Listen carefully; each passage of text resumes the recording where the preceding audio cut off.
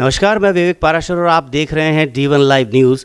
और आज जितनी भी गतिविधियां डूंगरपुर शहर में निकाय चुनाव को लेकर शहर में हुई हैं, उन्हीं को लेकर हम लोग अभी निवर्तमान सभापति के गुप्ता के पास में आए हैं जानने के लिए कि क्या चल रहा है शहर की राजनीति में। भाजपा में जो गतिविधियां हुई भाजपा कार्यालय में, उन्हीं को लेकर कुछ हमारे सवाल थे। उन्हीं को लेकर हम लोग निवर्तमान सभापति के गुप्ता के साथ में आए हैं, उनसे पूछने, जानने और समझने कि क्षेत्र में क्या गतिविधियां चल रही है। सर, बहुत बहुत स्वागत है आपका D1 लाइव न्यूज़ में। बहुत बहुत धन्यवाद। सर, मेरा पहला सवाल तो यही रहेगा कि जो भी चीज़ें आज घटी हैं, क्षेत्र में हुई हैं, शहर में हुई हैं, तो आपको क्या लग रहा है ये कैसे हुआ, क्या हुआ? जो भी कांच फोड़े गए, बीजेपी कार्यालय में फोड़े गए, तो उसके पीछे मेन कारण क्या रहा आपका? ये पार्टी का क्या रहा, या कार्यकर्ता इतने असंतुष्ट क्यों थे? देखिए, सबसे पहले तो आपका बहुत बहुत धन्यवाद पुनः। भाजपा पार्टी एक विशाल रूप धारण कर चुकी है और इसके अंदर कार्यकर्ताओं के अंदर जो आक्रोश था वो कुछ टिकट बंटवारे को लेकर था। और मैं नहीं मानता, क्योंकि हर व्यक्ति की इच्छा होती है कि चुनाव लड़े, लेकिन हमने ये सारी असंतोष को बहुत अच्छी तरह से डील किया और अब सभी कार्यकर्ता पूरी तरह से संतुष्ट हैं। और लगता भी नहीं है, क्योंकि कार्यकर्ताओं को एक बार आक्रोश जरूर आया और उन्होंने आक्रोश के अंदर जो भी तोड़ा ताड़ी या ये कहें कि अभद्र शब्दों का उपयोग किया, वो निंदनीय है और मैं इस पूरे कार्य की घोर निंदा करता हूँ। तो सर, इस चीज़ की आपको जानकारी कब मिली और इस पूरे मामले को आप शांत करने कब वहाँ पहुँचे और आपने इस मामले को पूरे को शांत कैसे किया सर? देखिए, जब मेरे पास फ़ोन आया और हमारे प्रदेश नेतृत्व का फ़ोन आया, और फ़ोन आते ही मैं तुरंत कार्यालय पहुंच गया था। और कार्यालय पहुंचने से पहले छोटी मोटी वारदात ज़रूर हुई थी और मेरे जाने के बाद मैंने सभी चीज़ें कंट्रोल की और जो अभद्रता हो रही थी, अभद्र व्यवहार हो रहा था, जो कार्यकर्ताओं में जोश था, उनको मैंने शांत किया, समझाया और सभी कार्यकर्ता ने मेरी बात का सम्मान किया। इसके लिए मैं कार्यकर्ताओं को भी धन्यवाद देता हूँ। सर, बिल्कुल, आपने 5 साल में काफ़ी सारे कार्य किए हैं शहर में, निकाय में, और लोगों ने देखे भी हैं और उसके बावजूद भी ये सारी घटनाएं घटी। हालांकि आपने भी कहा निंदनीय है, आपने भी उनकी निंदा की, लेकिन कार्यकर्ताओं का भी आपने जोश बढ़ाया, उत्साह भी बढ़ाया। लेकिन मैं आपसे ये पूछना चाह रहा था कि 5 साल में जितने भी विकास के कार्य हुए, आप उसका श्रेय किसे देना चाहते हैं? भारतीय जनता पार्टी को, भारतीय जनता पार्टी नगर परिषद के निकाय को, या फिर के गुप्ता की टीम और नगर परिषद की टीम को? देखिए, सबसे पहले तो मैं स्पष्ट कर दूं, मैंने कभी ये नहीं कहा कि इसका श्रेय किसी व्यक्ति विशेष को या किसी टीम को मिले। इसका श्रेय केवल और केवल मात्र भारतीय जनता पार्टी के खाते में जाता है। और हमारी भारतीय जनता पार्टी ने मुझे सम्मानजनक इस सीट पर पदस्थापित किया और मुझे काम करने का मौका मिला, तो मैंने काम किया। आज देश और दुनिया की निगाहें डूंगरपुर के कामों पर इसलिए है कि हमने जो कार्य किया है, एक परे हट के हमने कार्य किया है। आज स्वच्छता हो, चाहे सुंदरता हो, चाहे हरियाली हो, चाहे अनेकों प्रकार के विकास कार्य जो पर्यटक के लिए इस क्षेत्र में हुए हैं, उनकी जितनी सराहना की जाए उतनी कम है और उसी का लाभ आने वाले चुनाव में हमें निश्चित रूप से मिलेगा। सर, मेरा अगला सवाल भी यही था कि आने वाले 5 सालों में आपको क्या लग रहा है कि अभी जो निकाय चुनाव होने वाले हैं, भारतीय जनता पार्टी को कितनी सीटें मिलेंगी? देखिए, वैसे तो हम टारगेट 35 सीटों का लेके चल रहे हैं, लेकिन मैं मानता हूं कि 30 सीटों पर कम से कम हमारी विजय होगी। और छोटा मोटा अगर कहीं माइनस भी हुआ तो एक आध सीटें और कम हो सकती, इससे ज़्यादा कोई गुंजाइश नहीं। तो आपको नहीं लगता कि कांग्रेस पार्टी या जो भारतीय ट्राइबल पार्टी है, उन्होंने भी अपना वर्चस्व बनाया है और साथ ही निर्दलीय भी कुछ खड़े हो रहे हैं, तो भारतीय जनता पार्टी को कोई लॉस होने वाला है, ऐसा आपको नहीं लगता? देखिए, ये शहर जो पिछले 30 वर्षों से भारतीय जनता पार्टी के बोर्ड बना रहा है और लोगों का भारतीय जनता पार्टी के प्रति एक विश्वास है, और हमारा जो कार्यकर्ता बंधु है वो बहुत सचेत है इस मामले में। अभी आप देख रहे हैं कि पूरे शहर के अंदर कार्यकर्ताओं ने एक माहौल बनाया है और वो माहौल केवल और केवल मात्र विकास का माहौल है। मैं ये बात विश्वास के साथ कह सकता हूं कि हमारे पास जो विज़न है, हमारे कार्यकर्ताओं के पास जो विज़न है, वो विकास का विज़न है और विकास के दम पर हम बहुत अच्छे मतों से और बहुत अच्छी सीटों से विजय होंगे, इसमें कोई संदेह नहीं।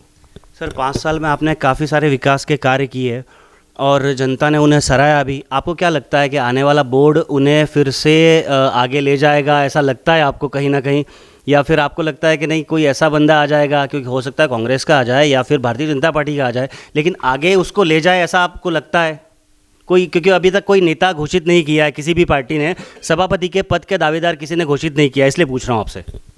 देखिए, हम आशाओं पर जिंदा हैं और हमें जहाँ तक इस बात का मैं एक बड़ा स्पष्ट शब्दों में कर दूं कि भारतीय जनता पार्टी का अपना एक विजन है। भारतीय जनता पार्टी का जो भी व्यक्ति इस चेयरमैन की कुर्सी पर बैठेगा, मैं पूरे दावे के साथ कह सकता हूं कि हमने जितना भी विकास का काम किया है उसको व्यवस्थित करेगा, आगे बढ़ाएगा और भी नए काम करेगा। बिल्कुल। एक हमारे संवाददाता हैं, उनका भी एक सवाल था। सर मैं से भी ये पूछना चाहूँगा कि डूंगरपुर की स्थिति आज अपन राज्य स्तरीय या देश के स्थान पर नहीं देखते, विश्व स्तरीय देखते।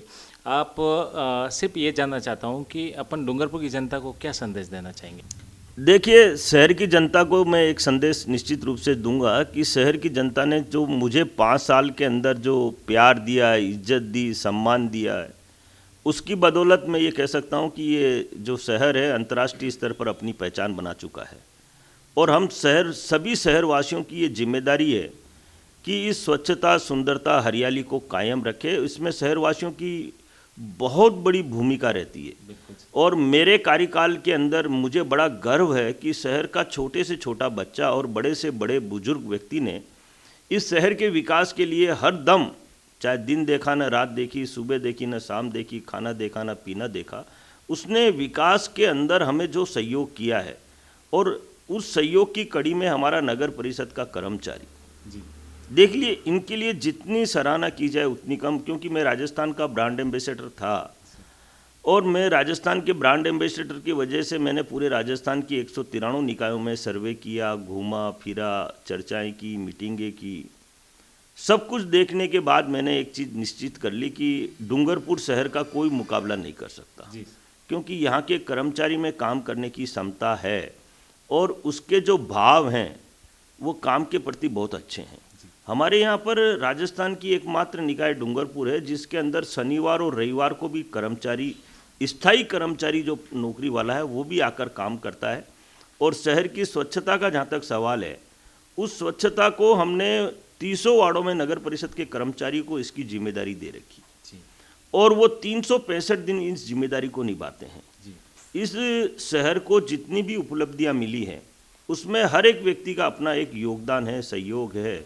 और वो कहते हैं ना कि कण कण से मटका भरता है, तो इस शहर के अंदर मैं ये कहूँ कि ये अद्भुत चमत्कार है। जी जी, छोटे से छोटे बच्चे ने भी विकास में सहयोग किया और बड़े से बड़े व्यक्ति ने भी विकास में सहयोग किया। इसलिए मैं दावे के साथ कह सकता हूं कि जो भारतीय जनता पार्टी के कार्यकाल में हमने 5 साल काम किए, और इससे पहले भी बहुत सारा विकास हुआ है जी। ऐसा नहीं है कि विकास नहीं हुआ, विकास का एंड होता ही नहीं है। अभी भी विकास के बहुत सारे काम बाकी हैं और बहुत सारे कामों की आवश्यकता है और निश्चित रूप से वो काम भी होंगे, ऐसी मैं भाव रखता हूँ। और अगर जनता हमें चुनती है वापस भारतीय जनता पार्टी के जो हमारे उम्मीदवार हैं, तो मैं विश्वास के साथ कह सकता हूँ कि इस शहर के विकास को 4 चांद लगेंगे। और देखिए, अभी पिछले कुछ दिनों से आप लोग मीटिंगें देख रहे होंगे, हमारे राज्यसभा सदस्य सम्मानीय हर्षवर्धन सिंह जी ने बहुत सारी मीटिंगें ली जी, और उन्होंने एक बात से जनता को विश्वास दिलाया है कि शहर की स्वच्छता, सुंदरता कायम रहेगी।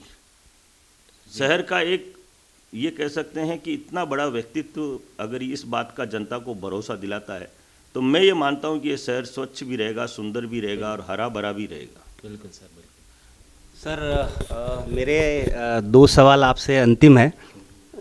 हो सकता है शायद आप उसका जवाब नहीं देना चाहें, क्योंकि सवाल थोड़े से क्रिटिकल है। ये एक तो ये था कि सागवाड़ा में और डूंगरपुर में सोशल मीडिया पे बहुत सारा चल रहा था कि आप निर्दलीय उम्मीदवार उतार रहे हैं, और आपने मंशा जाहिर भी कर दी थी सोशल मीडिया पे।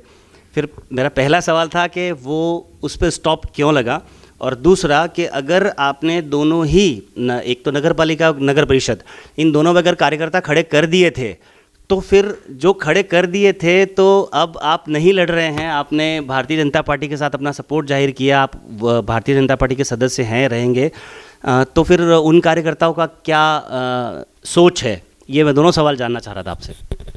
देखिए, मैं बड़ा इस बात को बड़ी स्पष्ट रूप से कर दूं कि स्थानीय स्तर पर मेरा छोटा मोटा विरोध जरूर था, लेकिन प्रदेश स्तर और राष्ट्रीय स्तर पर मुझे जो दिशा निर्देश मिले कि आपको भारतीय जनता पार्टी का बोर्ड बनाना है और भारतीय जनता पार्टी के साथ खड़ा होना है, मैंने उसी दिन निर्णय ले लिया था कि जब मेरे प्रदेश के प्रदेश अध्यक्ष इतना बड़ा व्यक्तित्व और मेरे जैसे छोटे से साधारण कार्यकर्ता को अगर ये कहता है तो ये मेरे लिए बड़े गर्व की बात है।